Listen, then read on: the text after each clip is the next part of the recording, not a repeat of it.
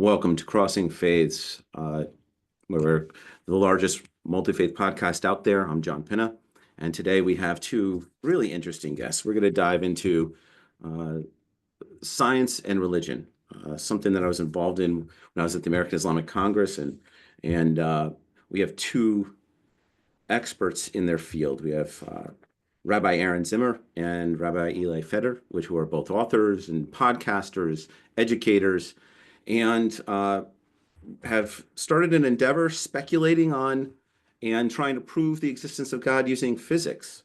Thank you for joining me today. I appreciate it. Our pleasure, JT. Our pleasure. My pleasure. Our pleasure. When we spoke initially about this, we were kind of chatting a little bit about, science and Islam, the program I was involved in, and how I am, sort of muddle through some of the theoretical physics that I get involved in. But it really is interesting for two religious leaders, two faith leaders, to that come from different backgrounds, and to kind of go into an endeavor of trying to unpack science and religion, and then on top of that, go online and open up a discussion about it. And so I'd like to just ask each one of you, and maybe we'll talk with you, Rabbi Zimmer, first, about what motivated you to kind of speculate and then tackle this and link up with Rabbi Feder about this. Okay, JT, great question. I appreciate that. What motivated me is throughout my life, I've always felt that there's a conflict between the modern world and religion. And it's just, that's the impression you feel from our society, that, the modernity and since the Enlightenment and the rational scientists and the philosophers, and they're saying that religion is something that's made up, and it's just all faith and belief and blind faith. And it's something that they don't coincide, and they have to be two separate spheres, and you have to dichotomize to be a religious person in the modern world. And they never sat well with me. I always wanted to be a unified person and integrate the different aspects of my life. And my rational mind, I studied science and secular knowledge, and then, I'm a religious person and a religious upbringing, and I believe in, the validity and the existence of God and the law that He gave. And I didn't want to be a dichotomized individual. I wanted to synthesize and integrate these parts of my personality. And it's been my pursuit is to try to establish, what can rationality, what can a person, establish with, maybe not absolute certainty when absolute proof, but, it really establish convincing, compelling arguments of what is true, what is real in this world, and what's not.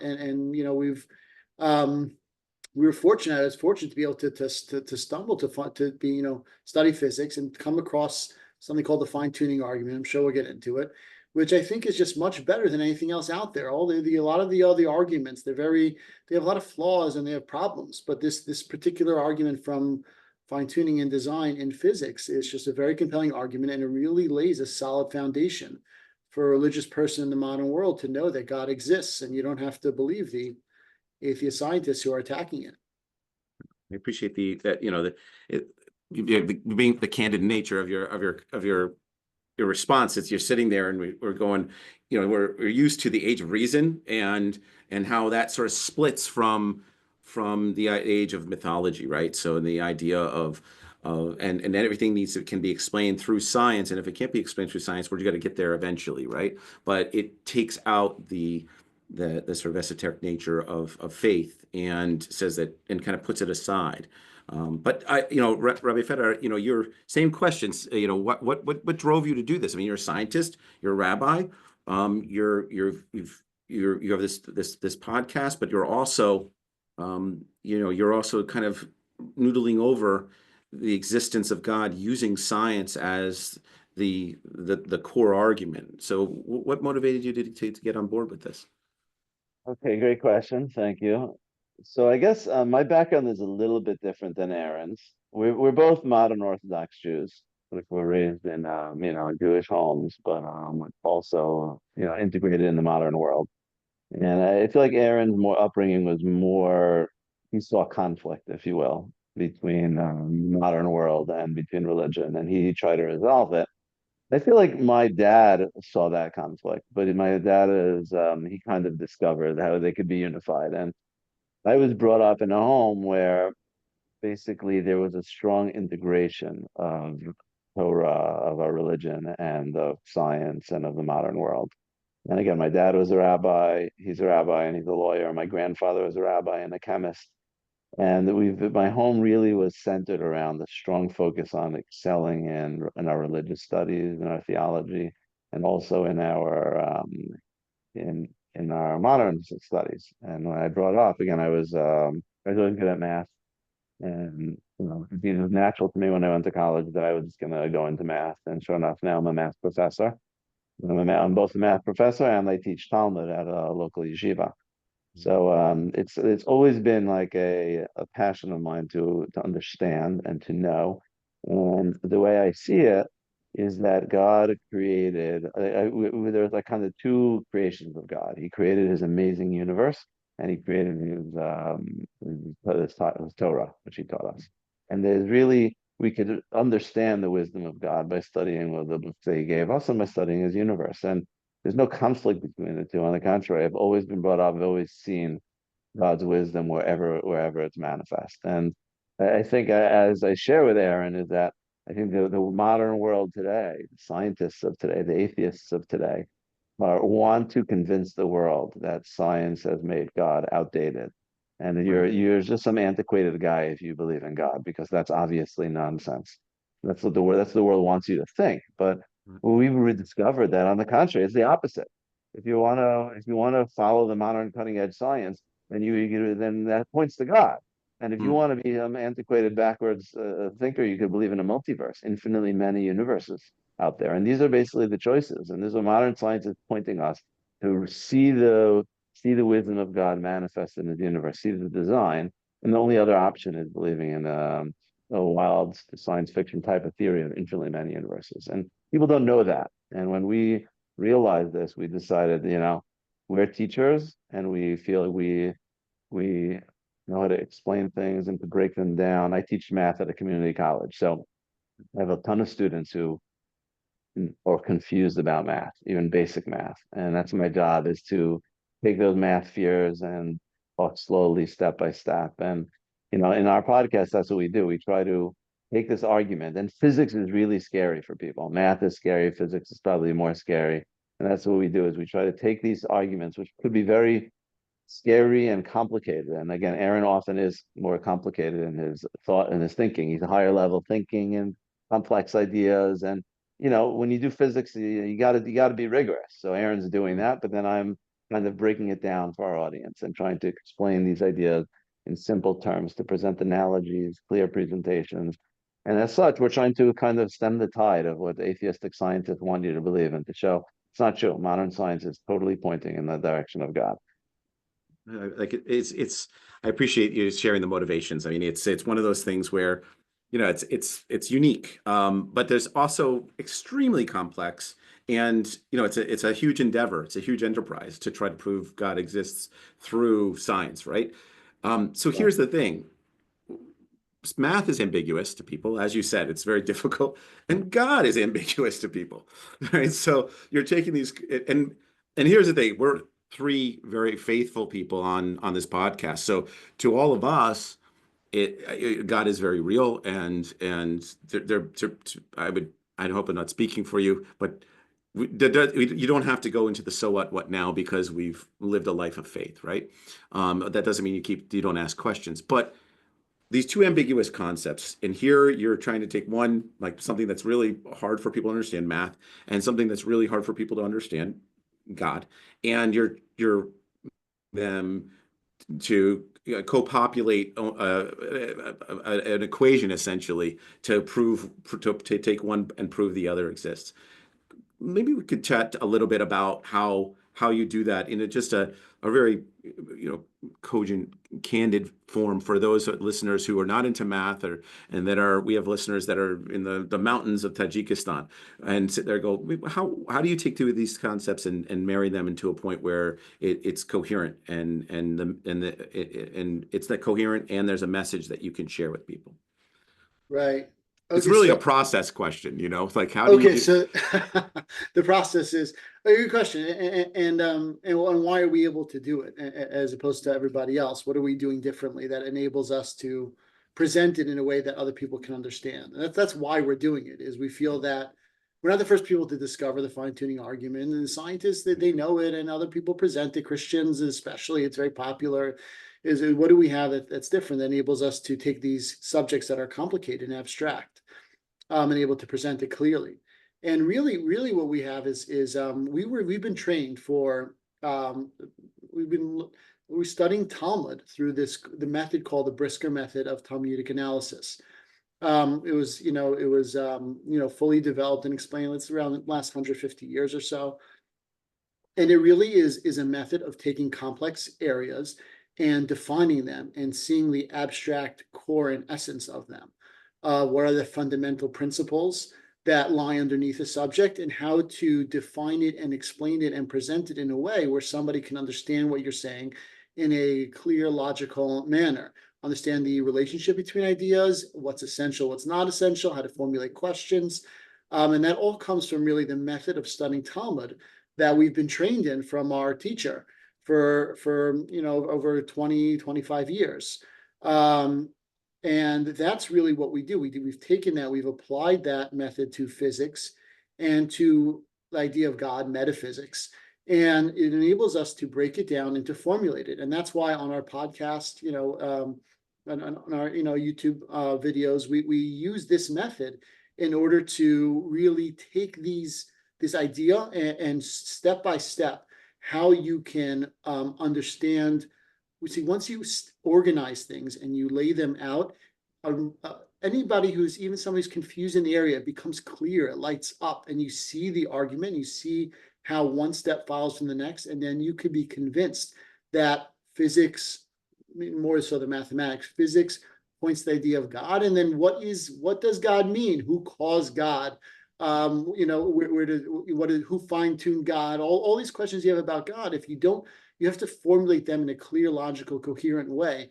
And it's really the way we do it is by using the Talmudic method to explain it. And then Eli uses his analogies. If you want to talk about those, Eli, to how we help do that. Okay. So I just wanted to elaborate on what Aaron's saying. Is like we call it in Hebrew a chavrusa, which means like a study partner. We've been studying Talmud together for 25 years or so, and almost daily. And generally we study Talmud, we analyze various legal sections, and this methodology, we study, we break down, we analyze, we take various complex topics and break them into their various components. And we both teach also in this, and we teach our students how to do this. And it's basically, it's a methodology which enables us to really take the topics like physics and to how do we think about this? Again, as you were saying, physics is a very complex topic and God is a complex topic. And it depends on how you look at it. Now, there is obviously there's much complexity, but that's part of what we do is to take, and Aaron was saying I make analogies. So again, we have a lot of analogies where I talk about like the different particles in physics are come down to be like building blocks of a Lego, where we're talking about like the laws of nature. We analogize it to the laws in like an ethical system.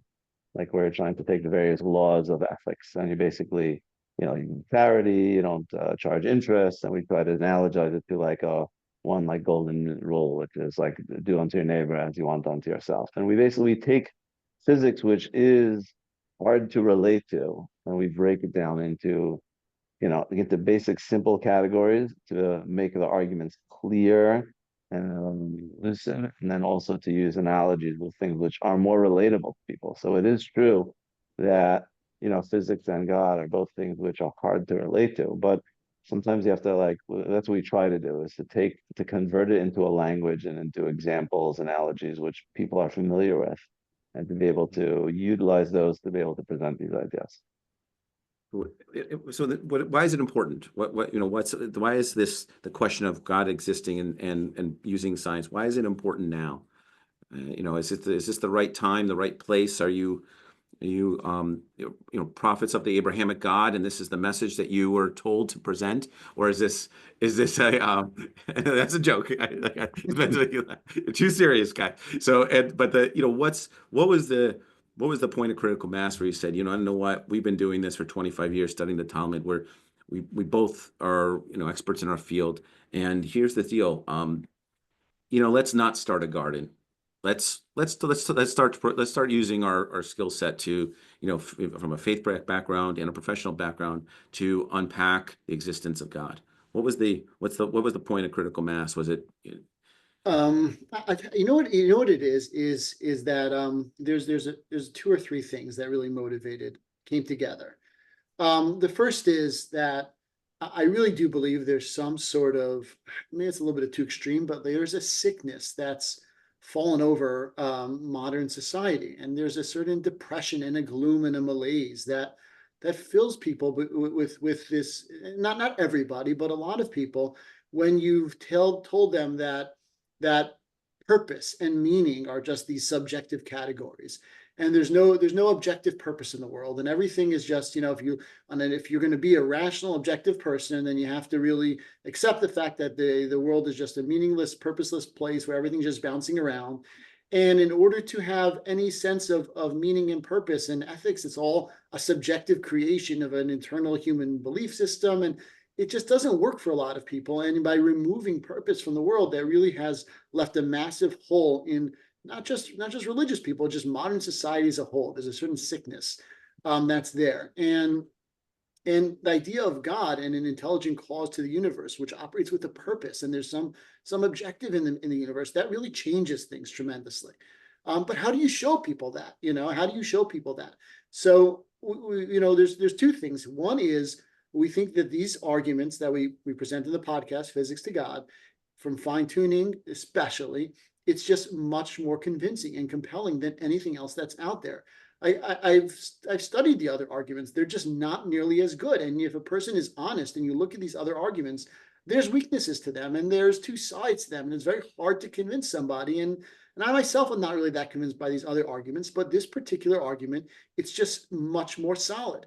But how do you show people that? How do you convince them? You could two rabbis go and say, we have a proof of God here. Here's convincing. Hey, come on, you're two rabbis. It doesn't make any sense. Who's going to believe that? Right. What changed everything was the multiverse.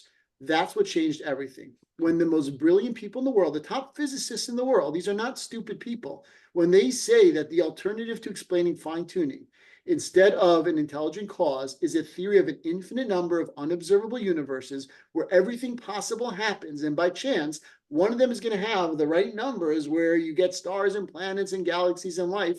And that's the way to explain fine-tuning and design and order, is through a multiverse. A regular person can say, you know what?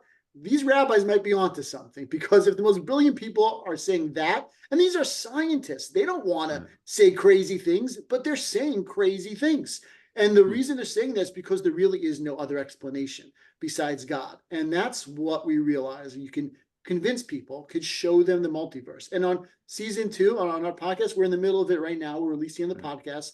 We'll have it on YouTube in a month or two. We're going through the multiverse. We're taking it seriously. We have 15 episodes. You really got to see, to believe it for yourself, the most brilliant people in the world saying that they believe in this stuff. And then you realize there really is no other explanation. That's when we realize we can show this to people. You can convince people. You got to go Google, watch on YouTube yourself. Look at multiverse. Go see scientists say that they believe in the multiverse, and see how they say it. How do you explain fine-tuning? Where do you see these numbers come from? They believe in a multiverse. That's what's going to convince you that there's a real argument for God, and you don't have to just accept what atheist scientists tell you, that the universe is really meaningless. There's an infinite amount of randomness. You're going to see for yourself. There's a convincing argument. You don't have to give up your mind. You can believe in God and purpose in an objective basis with your rational mind, and that can just change everything for a person. So Rabbi, would you like to weigh in a little bit on like the point of critical mass and how this is and why it's important? my number one, Jessica said, I don't know what two rabbis are doing, talking about trying to prove God. They're rabbis. God, it's a done deal, is what she said.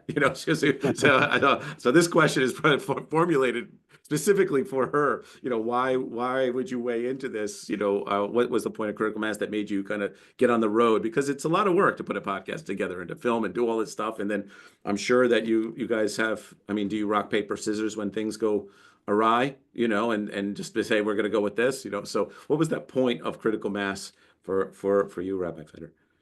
Right. Okay. So I agree with everything Aaron said, but one additional point is that I think that there's addressing Jessica's point. Like some people are religious, it just works for them. They just say like I believe in God. That's just the way it is.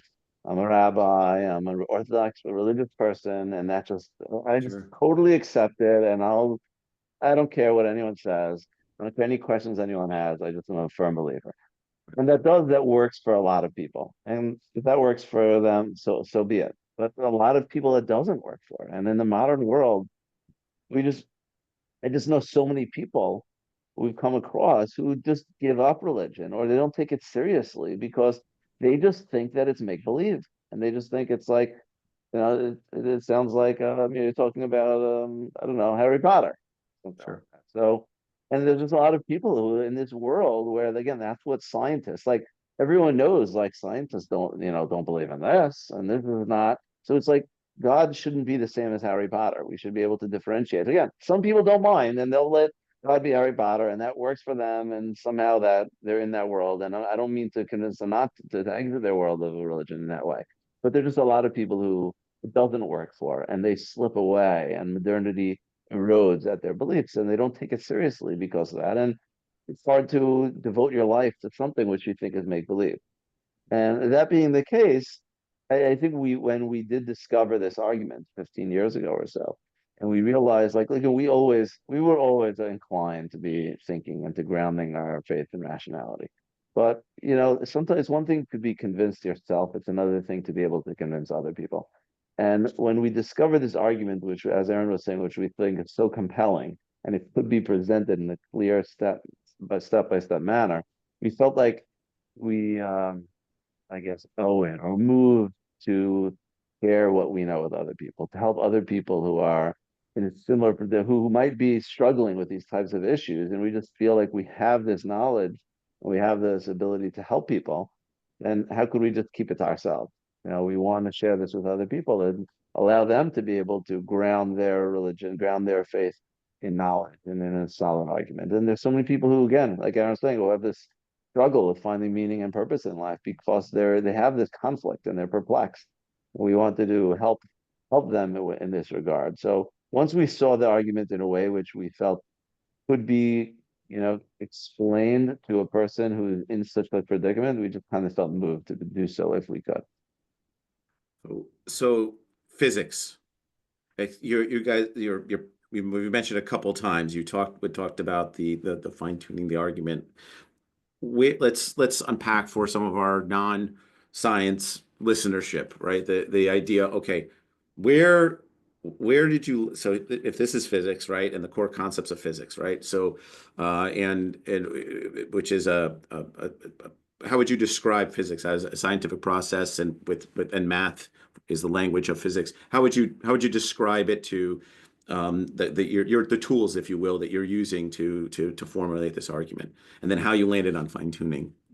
So like there's the concept, there's the language, and then you have these theories that are sort of stacked. So if you could just walk us through that logic model so that our listeners understand how this is all put together to lead you to fine tuning. Okay, so just as a background, physics. What is it? Where is modern physics at? How does that help? So it's a pretty broad question, JT.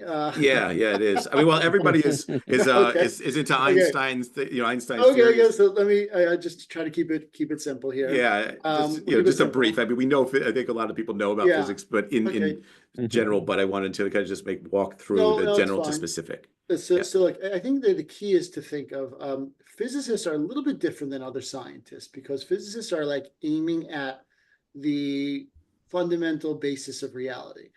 It is biology studies life, and chemistry studies like the different types of molecules, and physics is studying the basic building blocks of nature, what those molecules are made out of, and what is life made out of, and what are stars made out of. It's the basic building blocks. They're called fundamental particles, like electrons.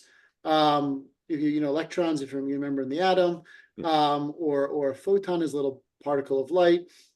So there's like the basic building blocks of matter, and there's the fundamental laws, like gravity would be a fundamental law, or electromagnetism, the law that tells you how two electrons, they have a thing called charge, how much they repel each other, things like that. So physicists are trying to understand the basic laws, and they're trying to simplify things and understand things that at the basis of reality. And they have a dream of finding a theory of everything, where there's one theory that would explain where all the particles come from and where all the laws come from. And it's one simple theory. They want to write it on a t-shirt, hopefully, and they're coming close. They're stumped a little bit by I don't want to get into details, but there's general relativity and quantum mechanics, they can't unify them. But the right, and dream then string is theory and find, dark matter, and there's all kinds of other there businesses are all these floating around. problems. Yeah, But the ultimate dream, of So physicists is to find this theory of everything, which will explain where everything comes from. Once you understand this one theory, you're going to be able to explain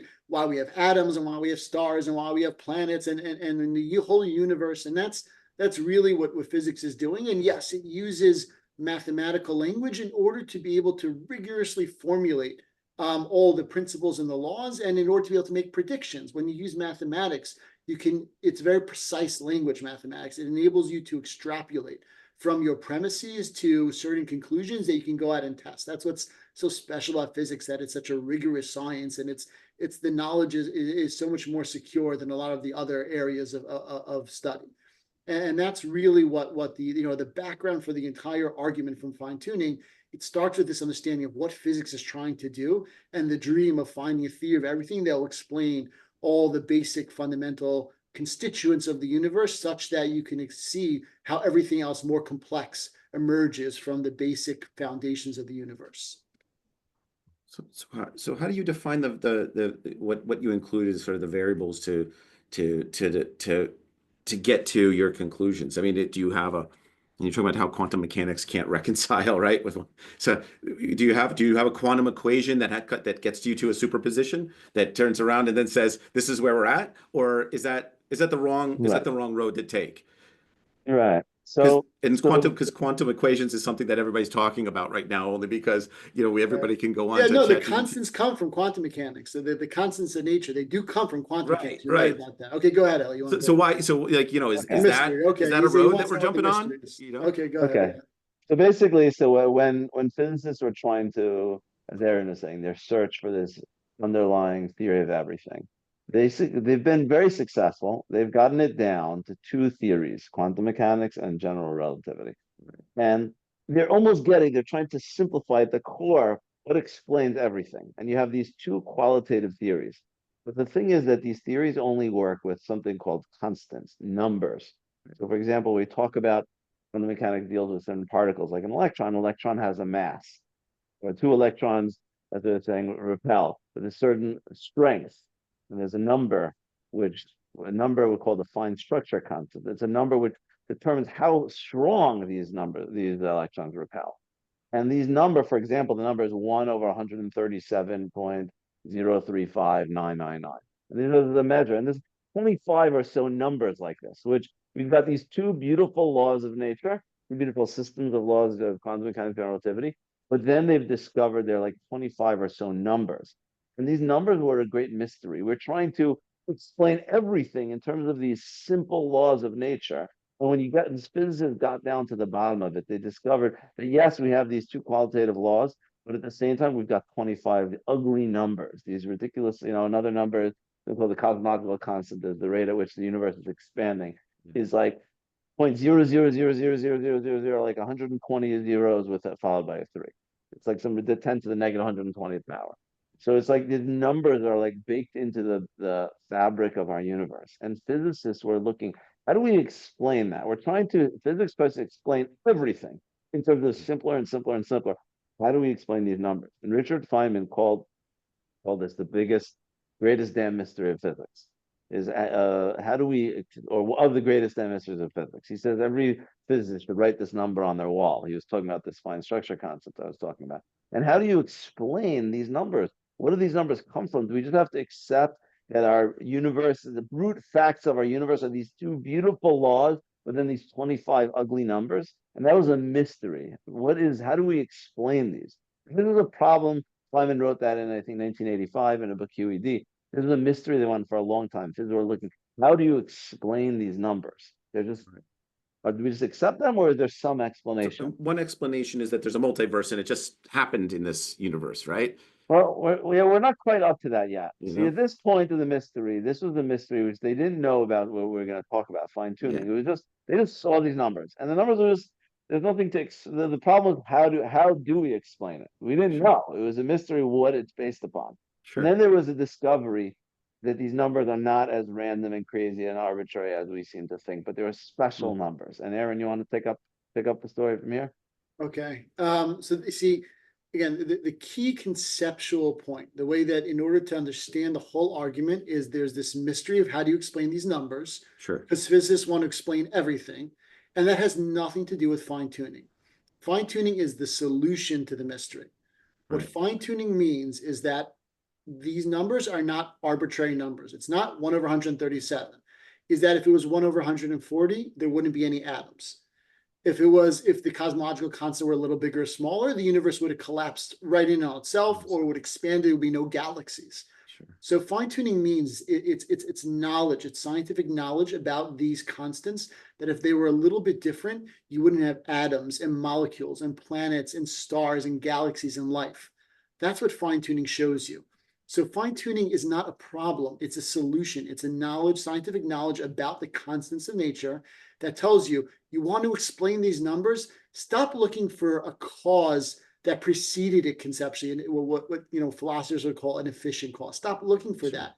The cause of the constants, the reason why the numbers are the way they are, is because in order to get atoms, in order to get molecules, in order to get life and planets and stars, the constants have to be these numbers. That is a type of explanation for these numbers.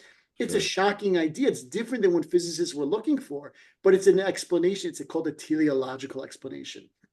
And that resolves the mystery. Instead of the mystery is, how do you explain a number? How you want to explain everything in the universe. That's what physicists want to do. How do you explain 1 over 137? What kind of explanation do you give for a number like 137? The answer is, well, I can explain to you why it's 137. Because if we're any different, there wouldn't be any atoms. There wouldn't be any molecules. There wouldn't be stars. And therefore, it points to you that there's a cause of these numbers is intelligent, because it operates with a purpose. That's the very definition of intelligent. It's something, it chooses a specific value for the purpose of achieving an objective. And that is completely different than the blind, unintelligent laws that physicists presumed were the cause of the constants. And when the physicists were operating within the paradigm of looking for blind, unintelligent laws to explain a number like 137, they were at a loss. What kind of equation is going to pop out a number like 137? How does an equation pop out numbers without just putting it in there? And the ultimate answer is fine tuning, is that it's selected for by an intelligent cause for the purpose of producing our complex universe. That's fine tuning. That's how it points to an intelligent cause. The only other answer besides an intelligent cause to explain fine tuning is what atheist scientists say is a multiverse. And that's a different explanation. That takes fine tuning seriously, but tries to explain it away without making use of an intelligent cause.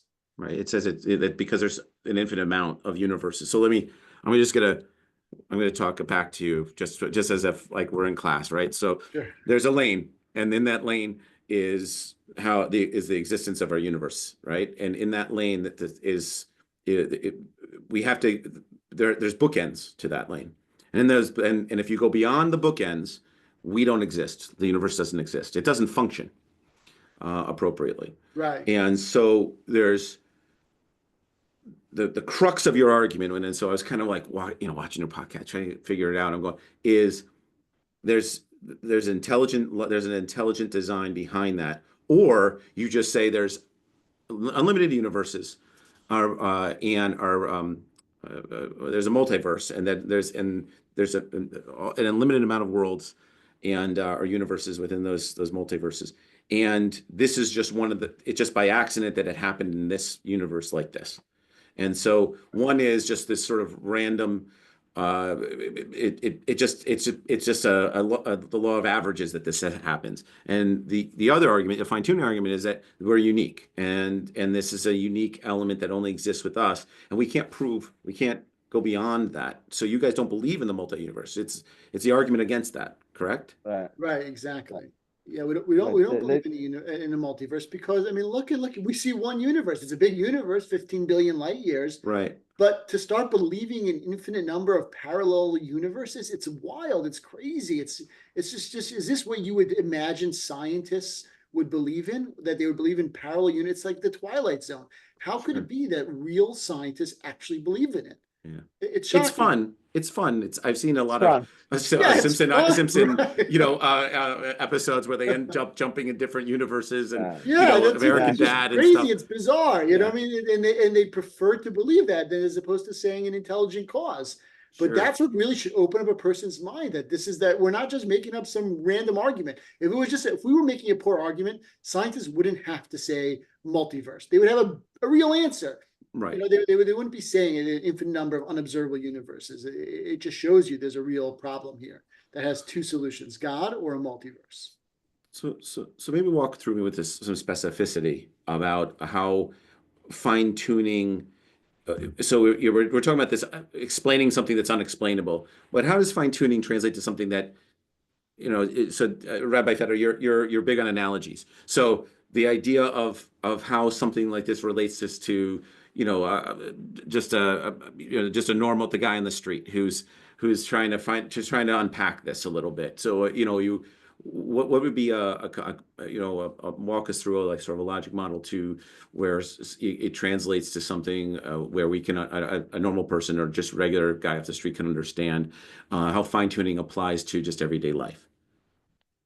Okay, so let's say, for example, they're looking for extraterrestrial life, right, on Mars, Right. right?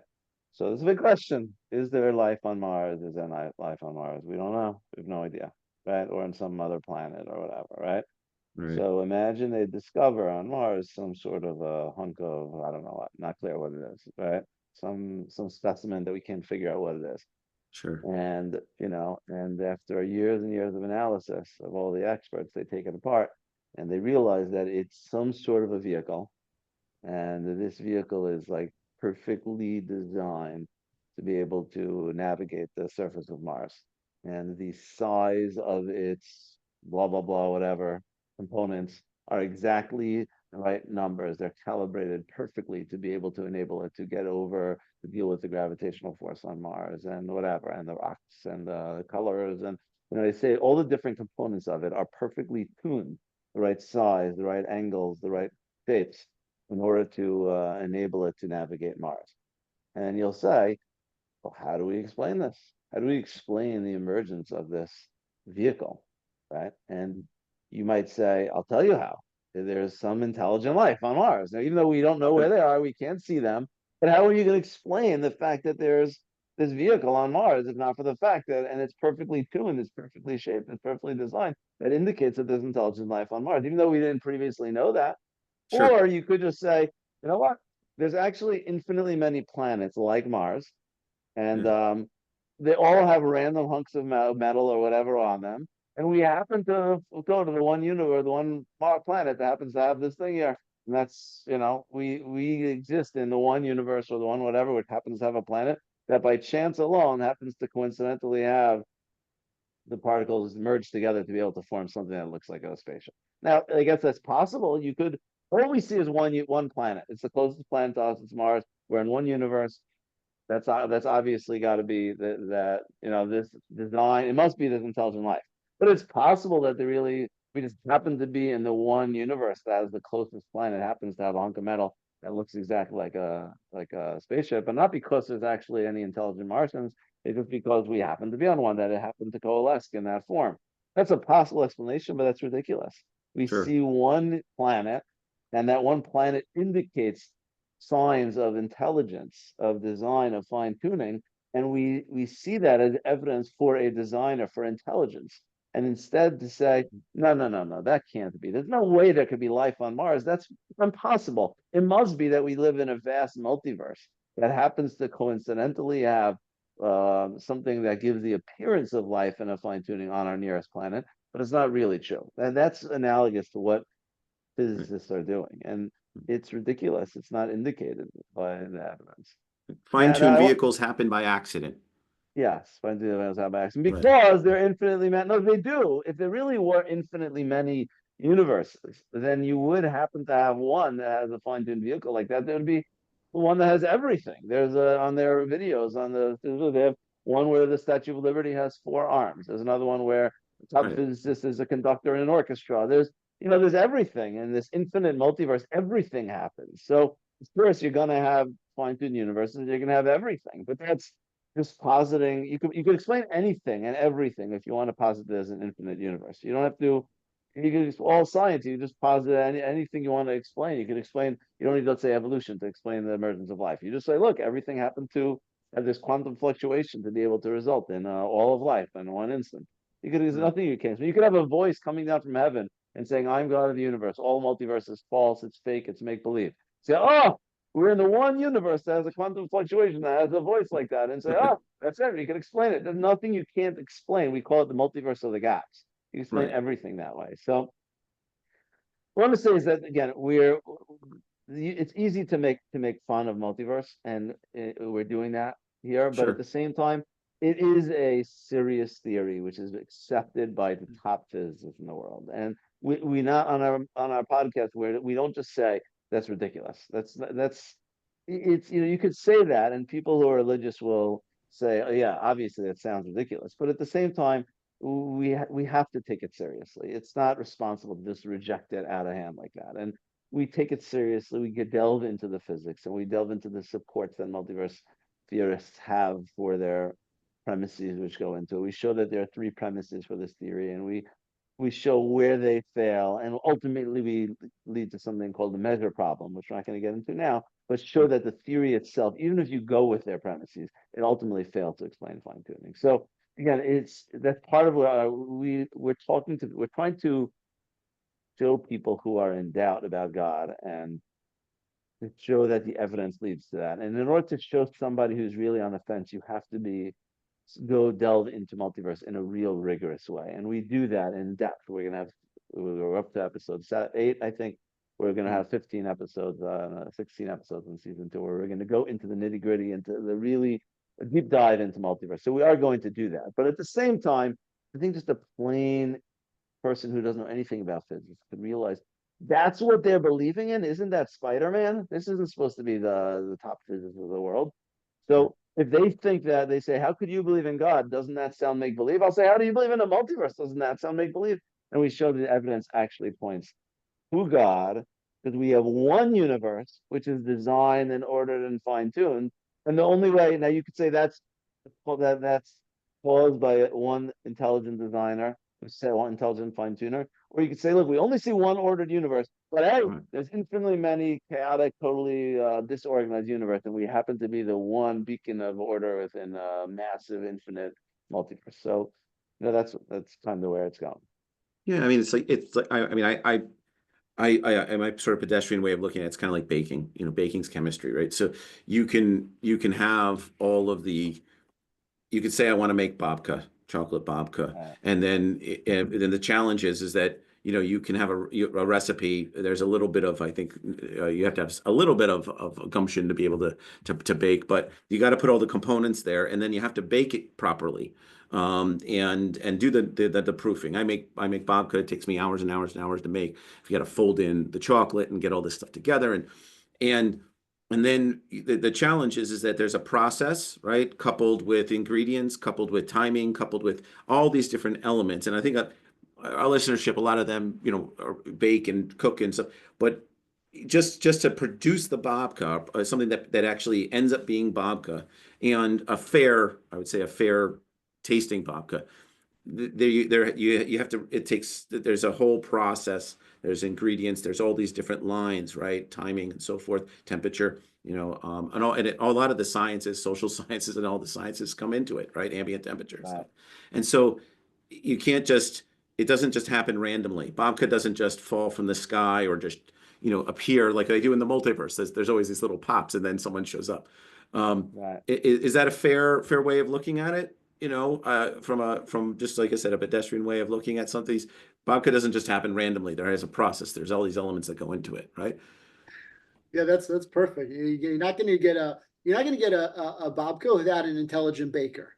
Right. You know what I mean? You throw a bunch of random ingredients by chance. It's not going to come out as a wonderful babka. I'm sure yours is delicious, and that doesn't happen by chance. It just does not happen by chance unless there's an infinite amount of babkas out there. Then one of them is going to taste as good as yours, JT. But other than that, there's just no way to do it. You have to have the intelligence to understand the recipe, put it together in the proper order, and then you need to fine tune the ingredients. You can't just say, I'm going to add flour and sugar and water. You have to have the right proportions of it. That's what fine tuning is. Even if you somehow give you all the ingredients, if you just randomly choose a certain amount of sugar and water and salt and baking powder, it's not going to end up in a babka. You got to have the right proportions. And in baking is pretty precise. Cooking, you're a little more forgiving. Baking is pretty precise. In terms of you want to bake a universe, you got to be even more precise. It is shocking. You got to be fine-tuned to sometimes it's like 120 decimal places. You have an idea the amount of fine-tuning that's, you can be off by a few percent when you want to put in some sugar, but you got to be fine-tuned to bake a universe to 1 in a trillion, or else the whole thing blows up in the very beginning. It's the cosmological constant. So it's exactly like baking something, and it's just getting all the proportions exactly right. And how do you explain that? It's because you're intelligent, JT, and you know what ingredients to put in, you know the order to put them in, and you know the right amounts. Unless there's an infinite number of JTs in the multiverse, and they all randomly bake babkas, and one of them comes out just fine. That's the other explanation. But is that really what you believe, where your babka came from? Or you think that, no, you're intelligent, you put it together. It's just not plausible what the scientists are saying. It's just not a reasonable explanation. The science points to God, and they know it. They just say God's impossible. They just know God doesn't exist. It is absolutely just impossible because it's just something that the whole scientific community has agreed upon, that God doesn't exist. And therefore, if you got a babka, the only way to explain it is because there's an infinite number of other babkas that don't taste as good.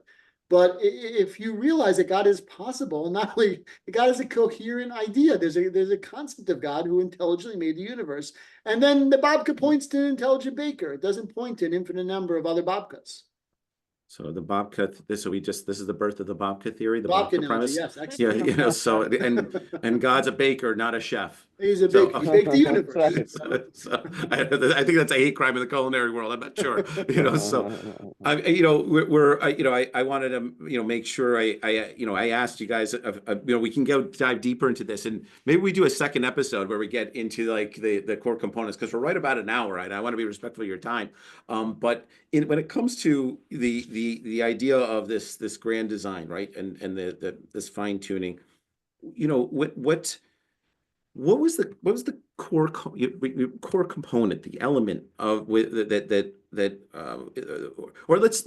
a better way to ask it is this way: what was an argument between you two before you both agreed on fine tuning?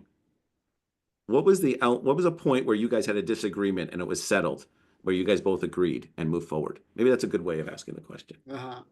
Okay, so I'll do it. The what? I got something. Nice. I'll say He's been holding this back for years. 25 years. We've always had it's this argument is if there really are an infinite number of other universes, and there's an infinite number of babkas. So listen, most of the babkas are going to be garbage. The question is, what is the typical babka that an intelligent observer is going to see?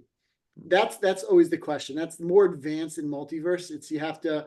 It's getting into the typical universe premise and measure problems. It's more sophisticated stuff. What's an observable babka? Yeah, the most likely babka that an intelligent baker would observe. Right. That's the real question. That's the parallel in it.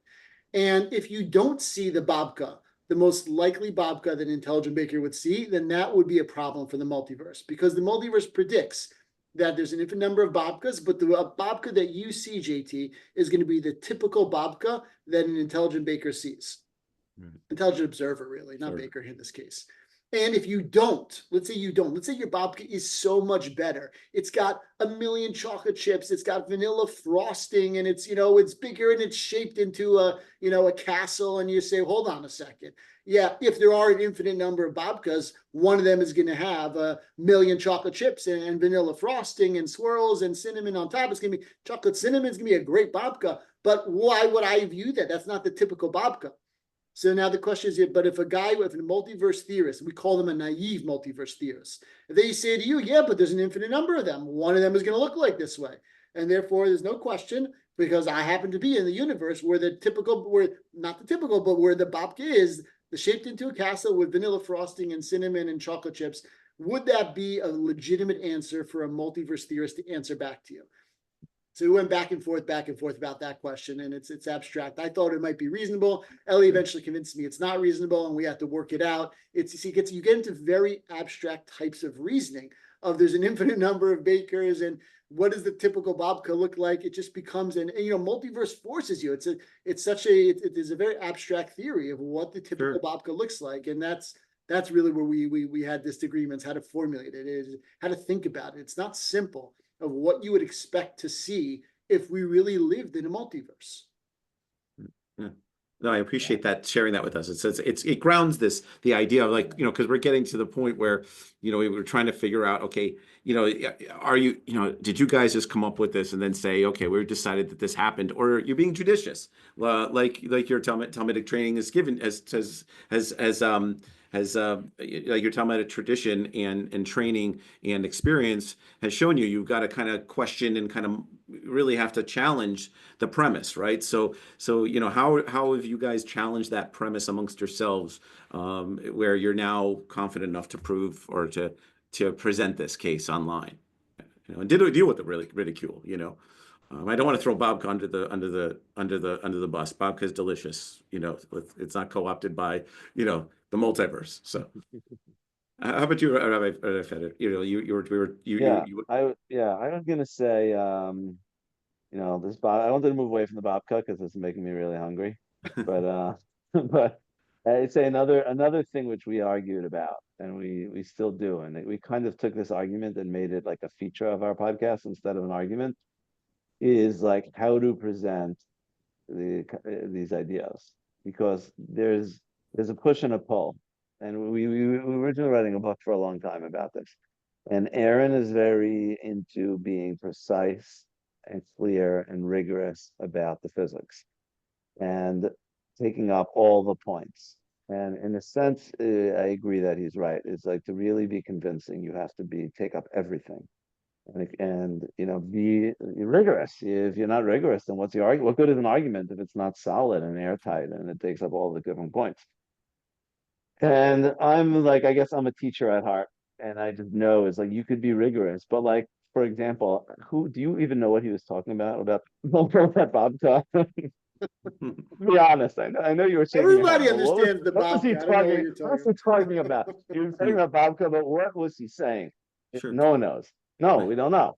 So sorry, Aaron. So you said Babka doesn't make it clear. It's an analogy. It was a good. It's a good. Yeah, I liked it, JT. I'm just saying, like, baking's precise. Like you can't just make muffins happen. But yours was good. Yours was good. He just got very complicated very quickly. Even though it was Babka, it got complicated. So I'm very much into being. It's not just a matter of saying Babka. We got to like be clear and spell out the arguments. And there's like a push and pull where Aaron's always making things more complicated, and I'm always saying we got to simplify it. Maybe we have to take out that. Yes, that point might be very important, but it's very complicated, and we're going to lose our listeners. And there's always like a push and a pull. Is how tight, how rigorous, how much detail do we go into? And Aaron's always erring on the side of rigor and details, and I'm always on the side of let's keep it simple, let's keep it not go so into it. And this is the way we were arguing, and then this is when we were writing a book, and then a book is one book, and you've got one voice in a book, and then we realized we can make a podcast which has two voices, and on this podcast we have a back and a forth where Aaron says a complicated and I simplify it, and then he says a complicated and rigorous and convincing, and then I bring it back to Babka and talking, making more simple. And he also got the Babka in him, and I also got the rigor in him, but in me. But at the same time, we go back and forth, and that argument, it comes through in our episodes, and I think it's a feature of the podcast. It's really to do something like this. I think you really need both of them, because if it's too complicated, no one's going to follow. But if it's too simple, it doesn't convince anybody. And that's We'll pass the smell test, the yeah, vodka test. exactly, So exactly, yeah, exactly. yeah. Well, I appreciate you taking the time today, and like I said, I'd like to have you on again where we can do a deep dive into what's going, the exact, I would say the exact, but the mathematics behind it, the physics elements behind it, but then on top of that, how do you get to the point where you come to a conclusion where you're presenting your case? And I think, because you're at the latter part of this, the latter seasons of your podcast, or the latter podcast of yours, you really kind of get into the arguments Yeah, and how those arguments work. And I think that now that we've kind of have sort of we've unpacked, done some housekeeping on what physics is, who you guys are, and who and really why you got here, and then kind of got into the core elements of your argument and the two opposing views, right? Now, I think there's an opportunity for us to kind of unpack now the core elements, and if you guys are up for it, we'll have you back, and we can try to talk about those the core concept of your argument and your study and your research. Does that make sense? That sounds great, JT. That sounds great. Yeah, it was. I appreciate you fellas taking the time today. It means a lot, and our listenership, this is like something that we do a lot. But we'll circle back with you guys, and I appreciate the time today. Thanks so much. Okay, thank you. It's been a Amazing. pleasure, JT. Thanks, JT. A pleasure to be here. Pleasure.